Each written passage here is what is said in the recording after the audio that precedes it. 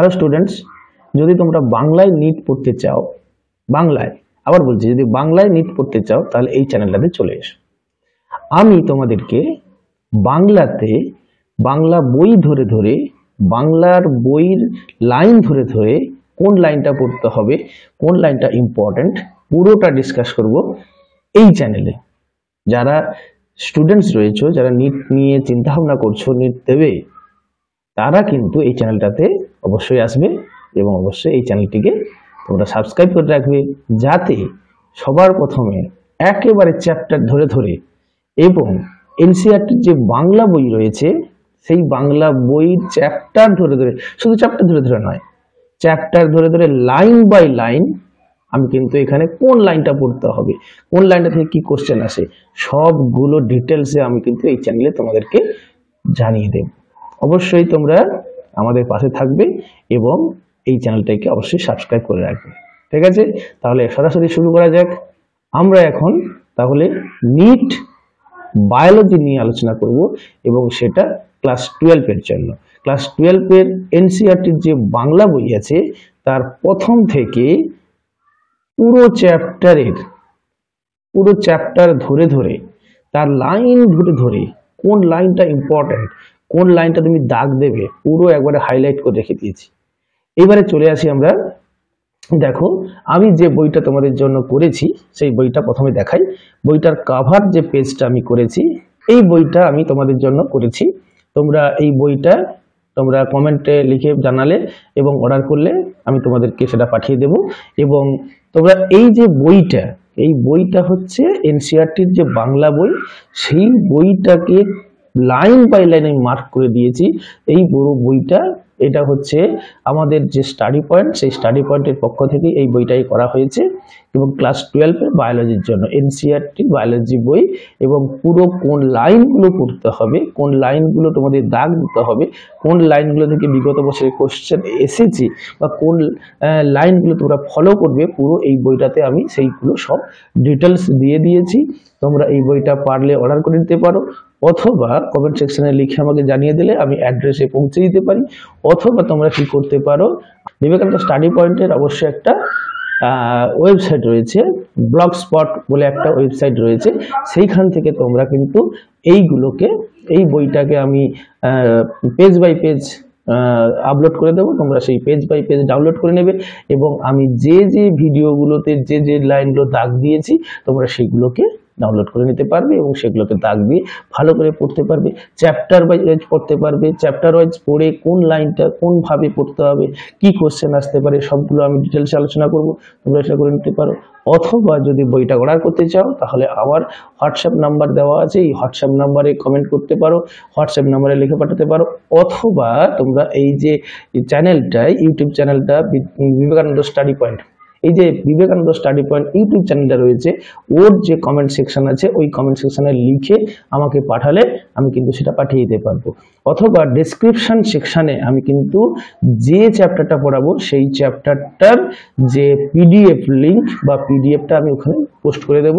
অথবা তোমরা এখান থেকে না পেলেও তোমরা বিবেকানন্দ স্টাডি পয়েন্টের যে ফেসবুক পেজ আছে সেই পেজ থেকেও নিতে পারো। অথবা তোমরা বিবেকানন্দ স্টাডি পয়েন্টের যে ব্লগ স্পট পেজ রয়েছে সেখান থেকেও তোমরা কিন্তু ডাউনলোড করে নিতে পারো। অনেকগুলো অপশন আছে, যে কোনো অপশানে গিয়ে তোমরা ডাউনলোড করে নিতে পারো এবং এই ভিডিওর যে কমেন্ট সেকশন রয়েছে সেখানেও কমেন্ট করতে পারবে।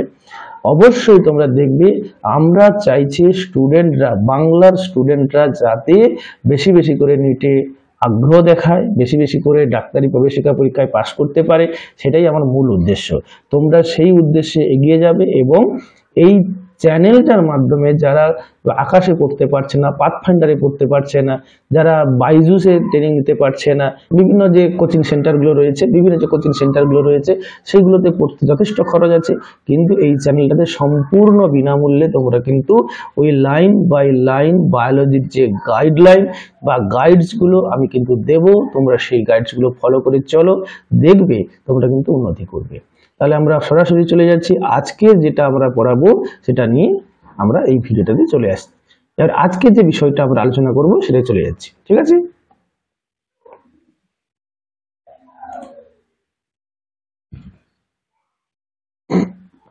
আজকে আমরা যেটা আলোচনা করছি সেটা হচ্ছে জীববিদ্যা দ্বাদশ শ্রেণী, অর্থাৎ ক্লাস 12-এ যারা এই বছর উঠবে তাদের জন্য কিন্তু অবশ্যই এগুলো কিন্তু খুব ইম্পর্টেন্ট। এবং অলরেডি যারা 12 পরীক্ষা দিয়ে দিয়েছো তারা যেভাবে প্রিপারেশনটা নেবে, তারা কিভাবে প্রিপারেশন নেবে সেটা তোমরা দেখো। এই যে বিবেকানন্দ স্টাডি পয়েন্ট, আমাদের স্টাডি পয়েন্ট রয়েছে। তো আজকে আমরা যেটাতে চলে যাব, প্রথমেই যে বিষয়টা নিয়ে আজকে আমরা আলোচনা করছি সেটা হচ্ছে, চলে এসেছি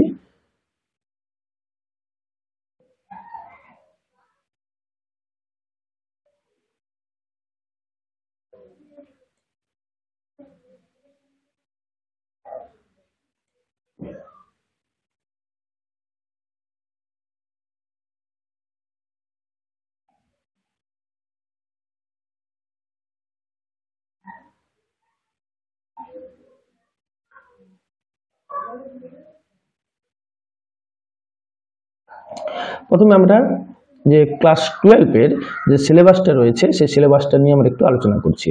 যে ক্লাস 12-এর সিলেবাসের মধ্যে প্রথমেই রয়েছে সজীব বস্তুতে জনন ক্রিয়া, তারপরে রয়েছে কি সপুষ্পক উদ্ভিদের যৌন জনন, তারপরে রয়েছে মানুষের জনন, এবং তারপরেই রয়েছে জননগত স্বাস্থ্য, এবং তারপরে ইউনিট 7-এ রয়েছে বংশগতীয় বিবর্তন। এইখানে জেনেটিক্সটা আছে, জেনেটিক্সটা তোমরা পেয়ে যাবে, বংশানুসরণ ও প্রকরণের নীতিসমূহ, বংশগতির আণবিক ভিত্তি, বিবর্তন। এরপরে রয়েছে মানব কল্যাণের জীববিদ্যা, সেটা মানুষের স্বাস্থ্য ও রোগ, খাদ্য উৎপাদন উন্নতি সাধনের কৌশলসমূহ, মানব কল্যাণে অণুজীব।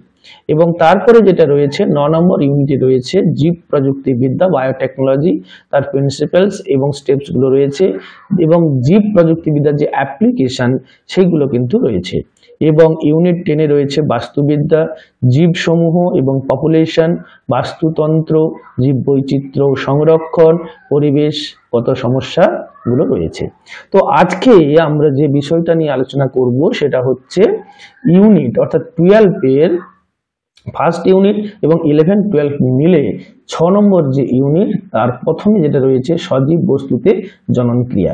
নতুন যে সিলেবাসটা করেছে এনটিএ, সেখানে কিন্তু সপুষ্পক উদ্ভিদের যৌন জনন আছে, সজীব বস্তুতে জনন ক্রিয়া কিন্তু নেই। কিন্তু মনে রাখতে হবে, সপুষ্পক উদ্ভিদের যৌন জনন পড়তে যাচ্ছে আমরা কিন্তু অবশ্যই কিন্তু জানতে হবে সজীব বস্তুতে জনন ক্রিয়া, অর্থাৎ প্রজনন সম্বন্ধে, জনন সম্বন্ধে প্রাথমিক একটা যদি আইডিয়া তোমার না থাকে, তুমি হঠাৎ করে সপুষ্পক উদ্ভিদের যৌন জননে যেতে পারবে না। সেই জন্য আজকের আমাদের যে বিষয়টা থাকছে সেটা হচ্ছে সজীব বস্তুতে জনন ক্রিয়া। তাহলে আমরা সজীব বস্তুতে জনন ক্রিয়াতে আজকে চলে যাচ্ছি। সজীব বস্তুতে জনন ক্রিয়াতে দেখো আমরা অলরেডি চলে এসেছি জনন ক্রিয়া, বা এটাতে রয়েছে কি রিপ্রোডাকশন, যে ফার্স্ট যে চ্যাপ্টারটা, বর্তমানে এটা নেই,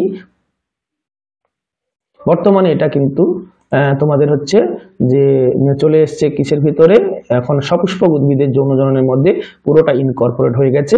আমরা সেটা কিন্তু অবশ্যই মনে রাখতে হবে, ফার্স্ট যে চ্যাপ্টারটা সপুষ্পক উদ্ভিদের যৌন জনন আছে সেটা পড়ার আগে কিন্তু আমাদের এই জিনিসটা কিন্তু অবশ্যই জানতে হবে।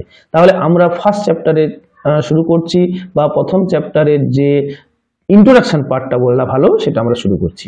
তাহলে আজকে তাহলে আমরা যেটা ইন্ট্রোডাকশন হিসাবে ধরছি বা বলছি সেটা হচ্ছে কি সজীব বস্তুতে জনন ক্রিয়া, রিপ্রোডাকশন ইন অর্গানিজমে কিন্তু আমরা ফার্স্ট যেটা আজকে প্রথম যেটা শুরু করছি সেটা হচ্ছে সজীব বস্তুতে জনন ক্রিয়া।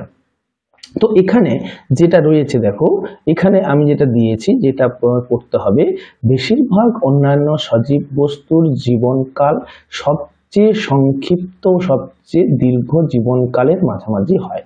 অর্থাৎ আমরা দেখছি কি যে মানে বেশিরভাগ জীবের ক্ষেত্রে জীবনকালটা হচ্ছে একটা মাঝামাঝি, অর্থাৎ লাইফ স্প্যানটা হচ্ছে মাঝামাঝি। এবারে চলে আসি, সজীব বস্তুর জীবনকাল তার আকারের সঙ্গে সম্পর্কযুক্ত নাও হতে পারে।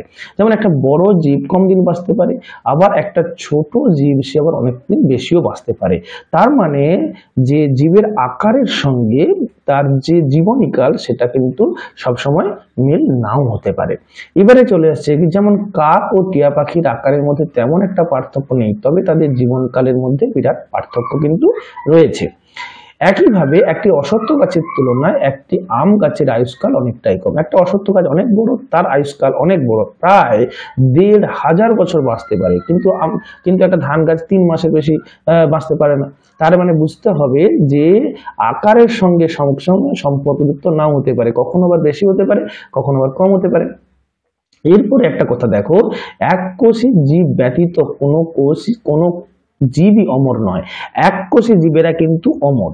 কেন এটা বলা হলো এককোষী জীবেরা অমর? কারণ একটা কোষ যখন সে ডিভাইড করে যাচ্ছে, যে বিভাজিত হয়ে যাচ্ছে, তখন সে দুটো অপত্য কোষ তৈরি করছে, তাহলে মাতৃকোষের কোনো অস্তিত্ব থাকছে না। সেই জন্য বলা হচ্ছে কি যে এককোষী জীবেরা সবসময় হচ্ছে অমর। এরপর আমরা চলে যাচ্ছি, দেখো এরপরে আমরা চলে যাব নেক্সট পেজে। এখানে বিভিন্ন প্রাণী দেওয়া আছে এবং তার এজ অর্থাৎ লাইফ স্প্যান দেওয়া আছে। আমি কিন্তু কমেন্ট সেকশনে পুরো এই যে হাতি বলো, গোলাপ বলো, কুকুর বলো, বা এখানে টিয়া পাখি তো দেওয়া আছে অলরেডি, গরুর বলো, কলা গাছ বলো, যেগুলো দেওয়া নেই সেই সমস্ত লিস্ট আমি কিন্তু আমার কমেন্ট সেকশনে দিয়ে দেবো। এবং তোমরা মনে রাখবে যে আমি কিন্তু এটাকে তোমাদের যে আমাদের যে ব্লগ স্পট রয়েছে বা ফেসবুক পেজ রয়েছে সেখানে কিন্তু আমি পিডিএফ আকারে এটা দিয়ে দিচ্ছি, তোমরা সেটা দেখে নেবে। এইবারে চলে যাব আমরা নেক্সট পেজে। দেওয়া আছে দেখো, জনন হলো একটি জৈবিক প্রক্রিয়া যার মাধ্যমে একটি জীব তার অনুরূপ জীবের জন্ম দেয়। অর্থাৎ একটা জীব তার নিজের বৈশিষ্ট্যযুক্ত অনুরূপ জীবের জন্ম দেওয়াটাই হচ্ছে জনন।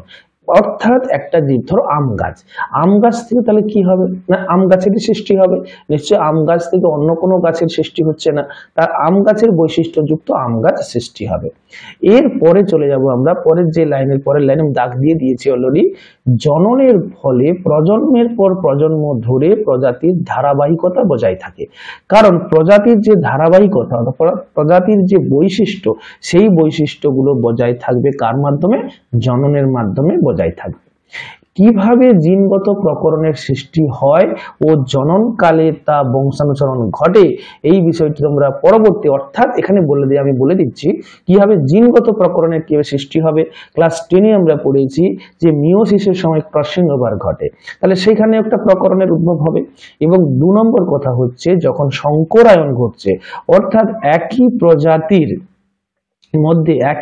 অনেকগুলো জীবের মধ্যে বিভিন্ন রকমের বৈশিষ্ট্য থাকতে পারে। সাপোজ একটা কথা বলি, হোমোসেপিয়েন্স মানে মানুষ, তাহলে আফ্রিকান মানুষ, আমেরিকান মানুষ, ইউরোপিয়ান মানুষ বা আমাদের যে এশিয়ার মানুষের মধ্যে একই প্রজাতি, কিন্তু তাদের মধ্যে অনেক রকমের বর্ণগত বা উচ্চতাগত বিভিন্ন রকমের বৈশিষ্ট্য আছে। তাদের মধ্যে যখন সংকরায়ন হচ্ছে তখন কি হবে না, তখন দেখা যাবে যে অপত্যের সৃষ্টি হচ্ছে তার মধ্যে অনেকগুলো বৈশিষ্ট্যের মিশ্রণ করছে। তার মানে কি, এখানে নতুন বৈশিষ্ট্যের আবির্ভাব কিন্তু ঘটে যাচ্ছে। কেন না, ডিউ টু হাইব্রিডাইজেশন। এবারে চলে যাব আমরা কি, যে ছবিগুলো দেওয়া আছে ছবিগুলো কিন্তু আমাদের দেখতে হবে, এই ছবিগুলো অবশ্যই দেখতে হবে। এবারে চলে আসি, একটি জীব কিভাবে প্রজনন করে তা জীবটির বাসস্থান, এর আভ্যন্তরীণ শারীরবৃত্ত এবং বহু অন্যান্য প্রভাবকের উপর সম্মিলিতভাবে নির্ভর করে। মোট কথা হচ্ছে কি, একটা জীবের প্রজনন নির্ভর করে সে কোথায় বসবাস করছে, সে কোন পরিবেশে আছে এবং তার কন্ডিশনটা কিরকম আছে। জনন প্রক্রিয়ায় একটি জীব নাকি দুটি জীব অংশগ্রহণ করে তার উপর ভিত্তি করে এই প্রক্রিয়া 2 ধরনের হতে পারে। সাপোজ দেখা যাচ্ছে কি, এখানে একটি পুং একটি স্ত্রী হবে, না একটা জীব থেকেই অপত্যের সৃষ্টি হবে, এই কথাটার উপর ভিত্তি করে কিন্তু 2 ধরনের হচ্ছে। যখন একটি মাত্র জনিত্রী জীব থেকে জনন কোষের সৃষ্টি অথবা জনন কোষের উৎপাদন ছাড়াই অপত্য জীব জন্মায়, সেই জনন প্রক্রিয়াকে অযৌন জনন বলে। পরিষ্কার করে একটা কথা বলা আছে, একটি মাত্র জনিত্রী জীব থেকে জনন কোষের সৃষ্টি অথবা জনন কোষের উৎপাদন ছাড়াই, অর্থাৎ এখানে গ্যামেট হচ্ছে না, জনন কোষের ইংরেজি নাম হচ্ছে গ্যামেট হচ্ছে না। ধরো সাপোজ তুমি কি করলে, দেখলে কি যে একটা দুর্বাঘাস, সাইনোডন ড্যাকটাইলন বলে একটা দুর্বাঘাস বা অক্সালিস মানে যাকে বলছি আমরা টক শুষ্নি, সে বেয়ে বেয়ে চলে যাচ্ছে, কোথাও কেটে গেল, সেখান থেকে নতুন একটা অপত্য সৃষ্টি হয়ে গেল। তাহলে এখানে কোনো গ্যামেটের প্রশ্ন নেই। এদেরকে বলা হচ্ছে কি অঙ্গজনন বলতে পারি। বা অযৌন জননের ক্ষেত্রে তুমি কি দেখতে পাবে না, অযৌন জননের ক্ষেত্রে দেখবে কি যেখানে হচ্ছে রেণু তৈরি হচ্ছে, গ্যামেট হচ্ছে না, রেণু তৈরি করছে, সেই রেণুটা আবার কোথাও অনুকূল পরিবেশে পড়ছে, অনুকূল পরিবেশে পড়ার পরে সে কি হচ্ছে, অঙ্কুরিত হয়ে নতুন উদ্ভিদ সৃষ্টি করতে পারছে।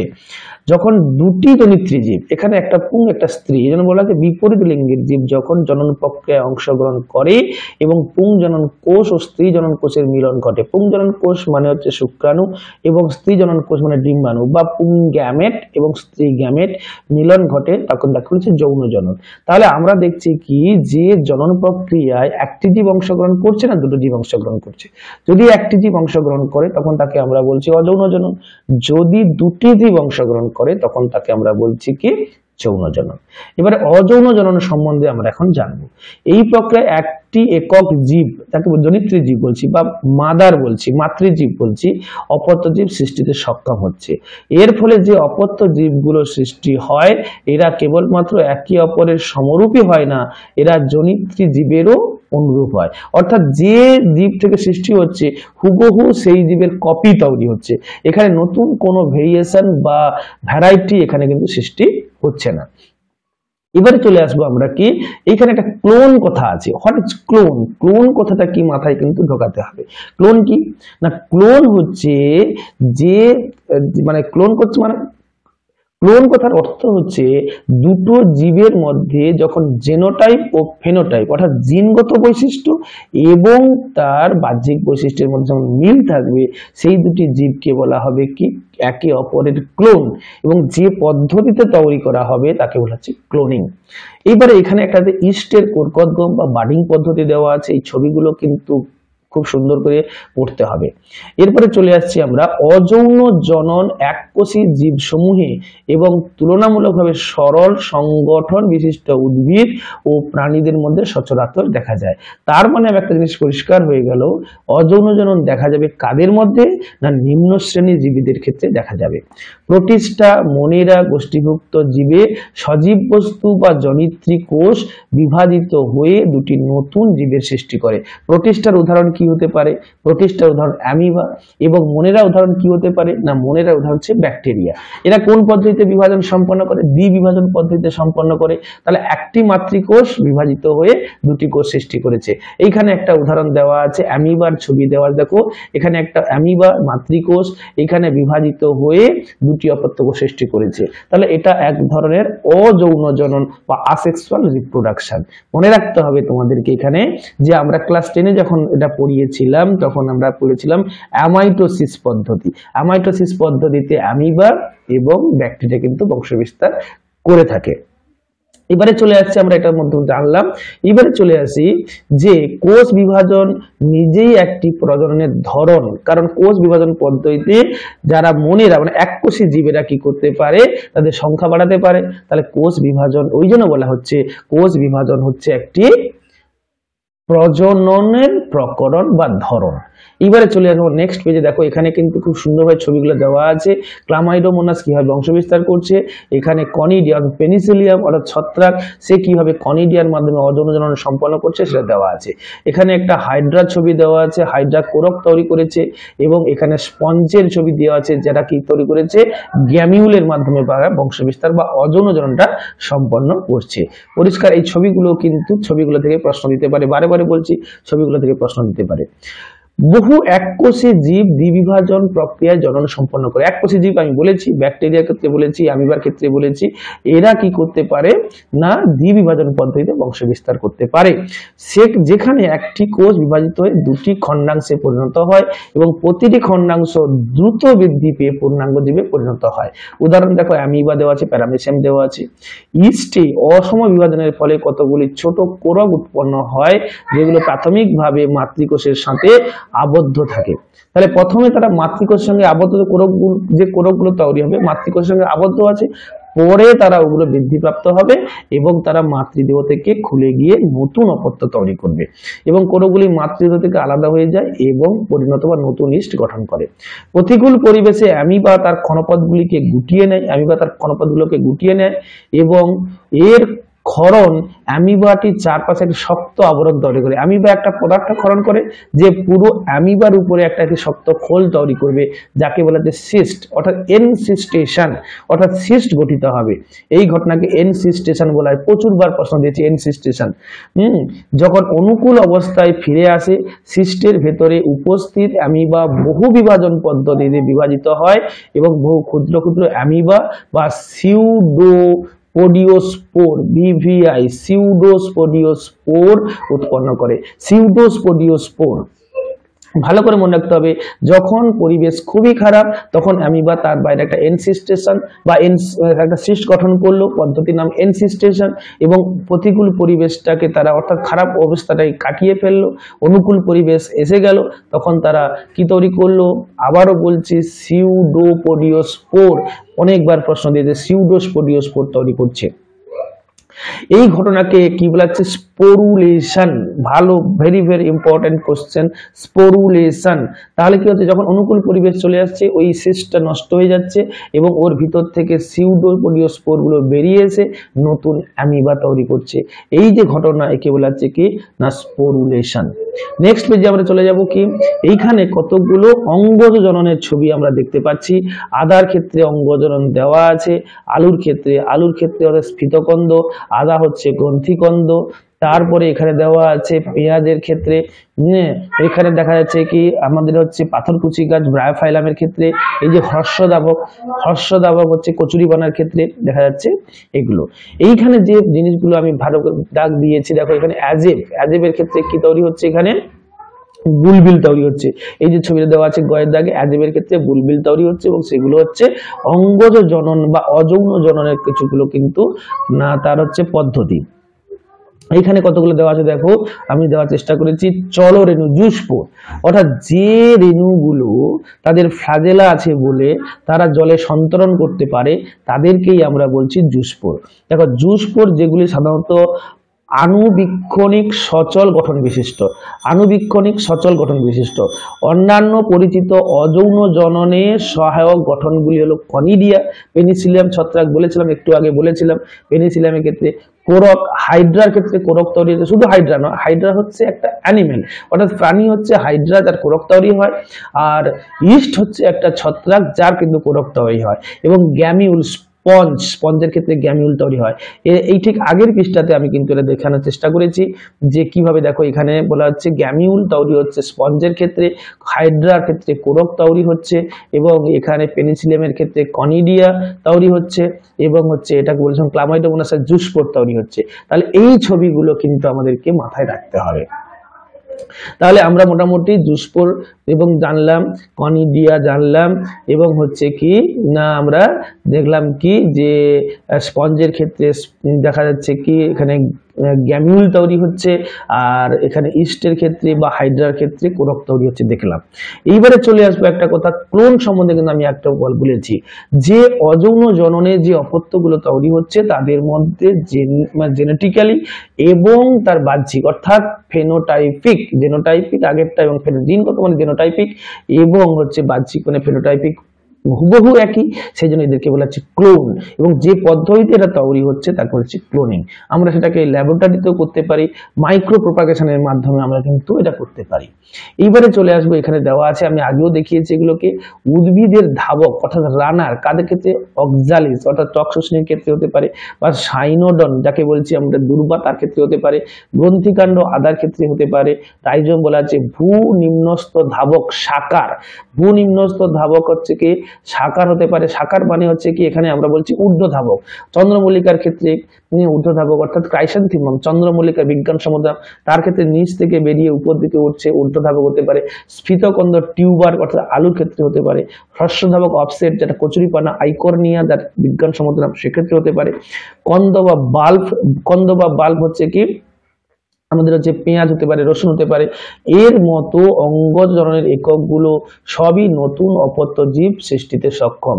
এরা তাহলে কি নতুন নতুন ভাবে অপত্য জীব সৃষ্টি করতে পারছে, এটাকে এক ধরনের অঙ্গজ জনন বলছি, অর্থাৎ ভেজিটেটিভ রিপ্রোডাকশন। তাহলে কি বললাম, ভেজিটেটিভ রিপ্রোডাকশন। এইবারে চলে আসবো নেক্সট যে পেজটা রয়েছে, নেক্সট পেজে আমি দাগ দিয়েছি যেগুলোকে। কিছু জীবের ক্ষেত্রে যদি জীবদেহটি ভেঙে গিয়ে সুস্পষ্ট খণ্ডকে পরিণত হয়, তবে প্রতিটি খণ্ডক বৃদ্ধি পেয়ে অপত্য সৃষ্টিতে সক্ষম পূর্ণাঙ্গ জীবে পরিণত হয়। যেমন একটা সূত্রাকার শৈবাল বা সূত্রাকার ছত্রাক, তারা যদি মাঝখানে ভেঙে যায়, তাহলে যে যে খণ্ডগুলো ভাঙলো ওই খণ্ডগুলো থেকে আবার নতুন নতুন কি তৈরি হতে পারে, অপত্য তৈরি হতে পারে। তাহলে একে বলে যে খণ্ডীভবন, ক্লাস 10-এও পড়ানো হয়েছে, এগুলো খণ্ডীভবনে পড়া হয়েছে।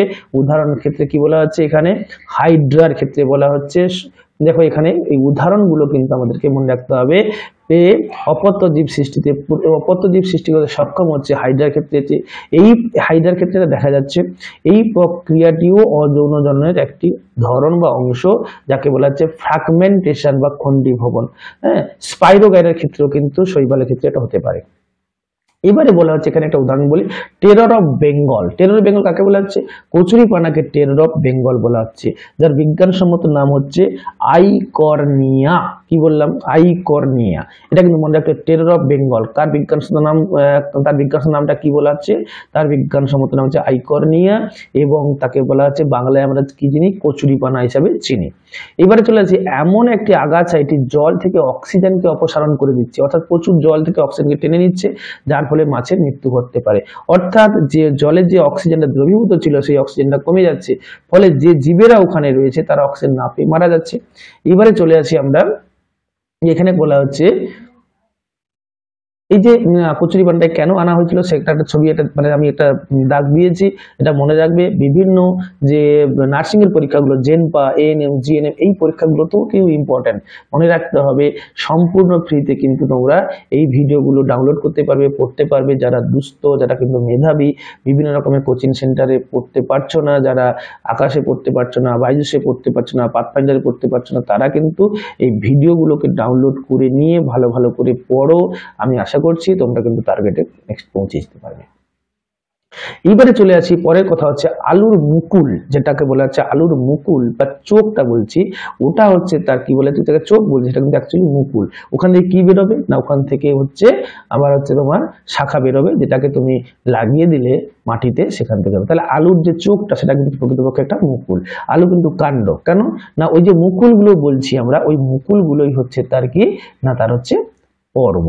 ঠিক আছে, এবারে চলে আসি, যে লাইনটা আমি দাগ দিয়েছি, যখন এই উদ্ভিদের দেহস্থিত পর্বগুলো বা নোটগুলো ভেজা মাটিতে বা জলের সংস্পর্শে আসে, তখন যেটা আলুর ক্ষেত্রে বললাম, যে ওই যে পর্বগুলো, যেটাকে মুকুল যেখান থেকে বেরোচ্ছে, যেগুলো চোখ দেখা যাচ্ছে, যে ওখানে যদি তুমি অনুকূল পরিবেশ অর্থাৎ জল দিয়ে মাটিতে লাগিয়ে দাও, তাহলে নতুন গাছ তৈরি হয়ে যাচ্ছে।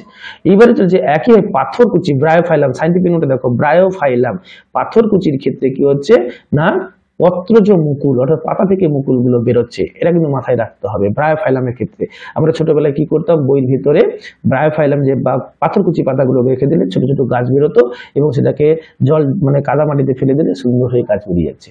তাহলে ওটা হচ্ছে পত্রজ মুকুল, এবং এটা এক ধরনের অযৌন জনন, অর্থাৎ অযৌন জনন না বলে আমি বলবো কি অঙ্গজ জনন, ভেজিটেটিভ রিপ্রোডাকশন, মাথায় রাখতে হবে, ভেজিটেটিভ রিপ্রোডাকশন, এটা ক্লাস 10-এও কিন্তু আছে।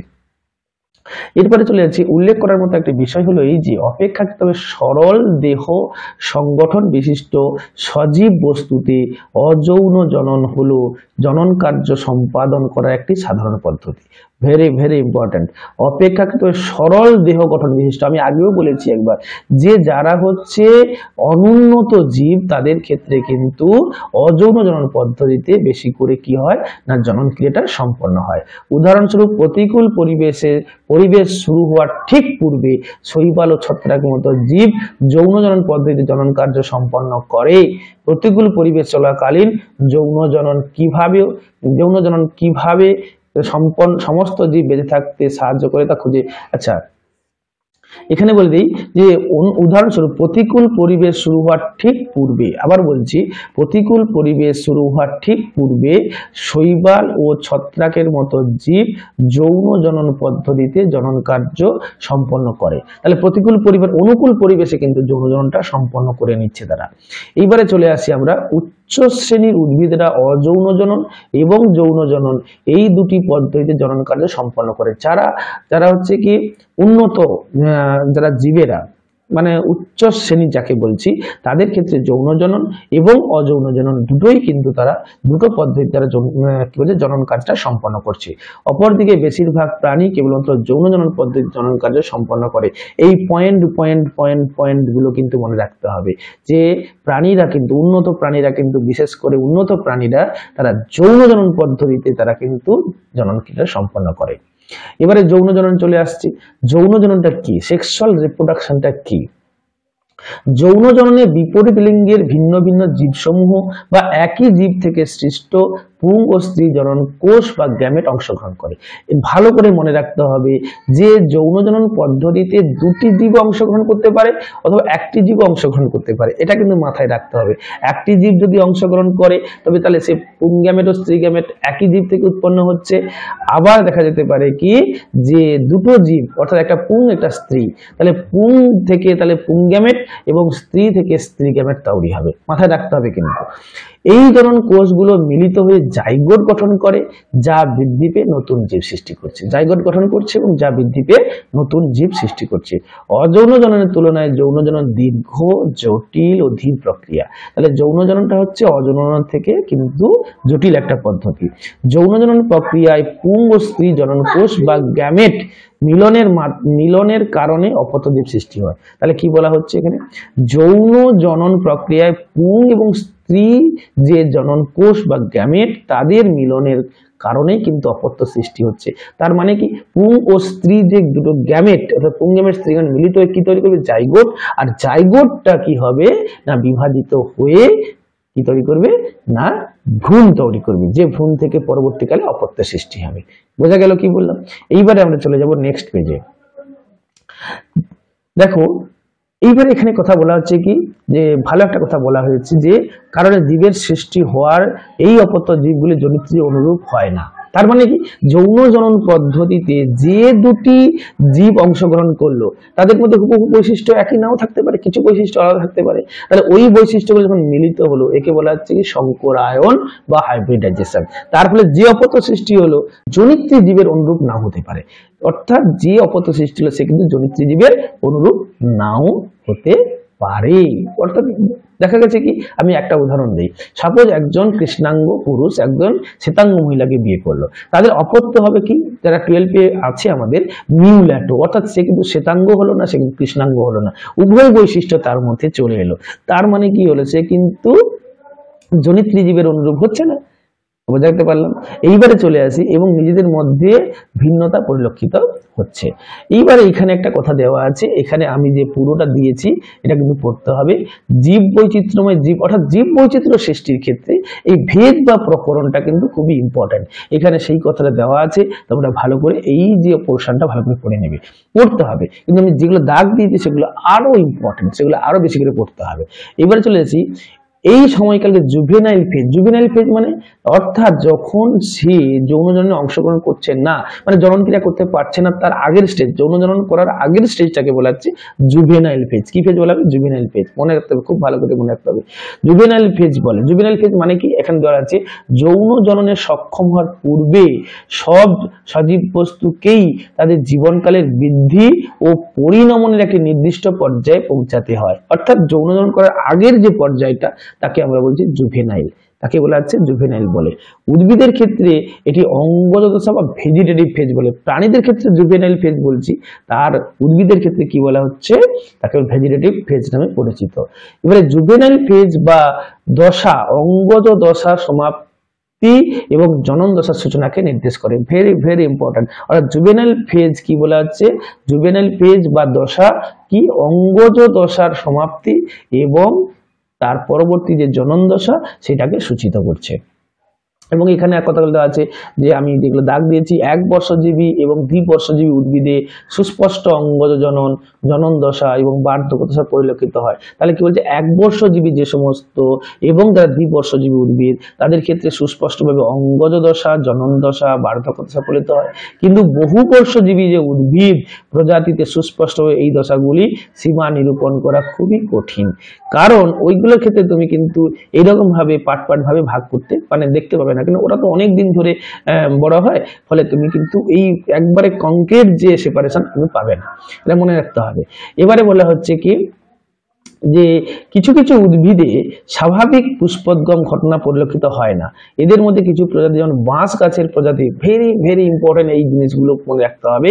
বাঁশ গাছের প্রজাতি এদের জীবনকালে 50 থেকে 100 বছর পর এটা কিন্তু ফুল ফোটায়। গাছগুলোতে প্রচুর ফল উৎপন্ন হয় এবং এবং গাছগুলি মারা যায়, ফুল হবে ফল হবে গাছগুলি মারা যাচ্ছে। এবার হচ্ছে কি স্ট্রোবিল্যান্থাস কুন্থিয়ানা বলে একটা গাছ, সেই গাছটা কোথায় পাওয়া যায় না নীলগিরি অঞ্চলে পাওয়া যায় নামক অপর একটি গাছ 12 বছরে একবার ফুল ফোটে। কোথায় পাওয়া যায়? নীলগিরি অঞ্চলে। তোমাদের মধ্যে অনেকেই জানো 2006 সালে এখান থেকে একটা প্রশ্ন তুলে দিয়েছিল। 2006 সালে সেপ্টেম্বর অক্টোবর মাসে এই গাছে প্রচুর ফুল ফুটেছিল। সেই সময় এত বেশি ফুল ফোটায় কেরলের, কর্ণাটকে এবং তামিলনাড়ুর বিশাল পার্বত্য অঞ্চলে নীল বর্ণে রঞ্জিত হয়েছিল এবং এর আকর্ষণে বহু পর্যটক সমাগম হয়েছিল। এইটা থেকে একটা কিন্তু প্রশ্ন তুলে দিয়েছিল, একবার প্রশ্ন তুলে দিয়েছিল, এই জন্য আমি দাগ দিয়ে রেখেছি, মনে রাখতে হবে। এবার এই পেজে লাস্টের দিকে চলে আসি আমরা, যে এইগুলো তো আমি দাগ দিয়েছি, তোমাকে পড়তে হবে। গরু, ভেড়া, ইঁদুর, হরিণ, কুকুর, বাঘ ইত্যাদির মতো নন প্রাইমেট স্তন্যপায়ী প্রাণীদের, প্রাইমেট নন প্রাইমেট কাকে বলে? মানুষ, শিম্পাঞ্জি এবং গরিলা, এই সমস্ত যে প্রাণীগুলোকে বলা হচ্ছে প্রাইমেট, মানে স্তন্যপায়ীদের মধ্যে প্রাইমেট, আর এদের বাদ দিয়ে যেগুলো রয়েছে নন প্রাইমেট রয়েছে। নন প্রাইমেট স্তন্যপায়ীদের প্রাণীদের জননকালে সংঘটিত এই চক্রাকার পরিবর্তন সমূহকে ইস্ট্রাস চক্র বলা হচ্ছে, অর্থাৎ ঋতুচক্র এবং রজচক্র। অর্থাৎ যখন স্তন্যপায়ীদের ক্ষেত্রে ঋতুচক্র রজচক্র দুটো দেখা যায়। ঋতুচক্র মানে একটা বছরে একটা নির্দিষ্ট ঋতুতে তাদের জনন ক্রিয়া সম্পন্ন হবে, তাকে বলা হচ্ছে ওয়েস্টার সাইকেল বা ঋতুচক্র। আর রজচক্র মানে হচ্ছে এখানে প্রতি মাসে সম্পন্ন হবে এবং রজন রক্ত নির্গত হবে, অর্থাৎ সেই জন্যই কি বলা হচ্ছে রজচক্র। অর্থাৎ প্রাইমেটদের ক্ষেত্রে রজচক্র দেখা যায়, আর নন প্রাইমেট স্তন্যপায়ীদের ক্ষেত্রে কি দেখা যাবে? ঋতুচক্র বা ওয়েস্টার সাইকেল দেখা যাবে। মাথায় কিন্তু এটা মনে রাখতে হবে, আমরা পরে গিয়ে পড়বো। প্রাইমেট যেমন বানর, গরিলা এবং মানুষের ক্ষেত্রে রজচক্র বা মেনস্ট্রুয়াল সাইকেল দেখা যায়। বহু স্তন্যপায়ী প্রাণী যারা সাধারণত প্রাকৃতিক বন্য পরিবেশে বসবাস করে, তাদের ক্ষেত্রে এই ধরনের চক্রাকার পরিবর্তনগুলো তাদের প্রজনন দশায় কেবলমাত্র অনুকূল ঋতুতে ঘটতে দেখা যায়। কাদের ক্ষেত্রে? নন প্রাইমেটদের ক্ষেত্রে, যারা হচ্ছে ঋতুচক্র বলছি। তাই এদেরকে সিজনাল ব্রিডার্স বলা হয়। ভেরি ভেরি ইম্পর্টেন্ট, নির্দিষ্ট ঋতুতে হয় বলে সিজনাল ব্রিডার্স বলা হচ্ছে।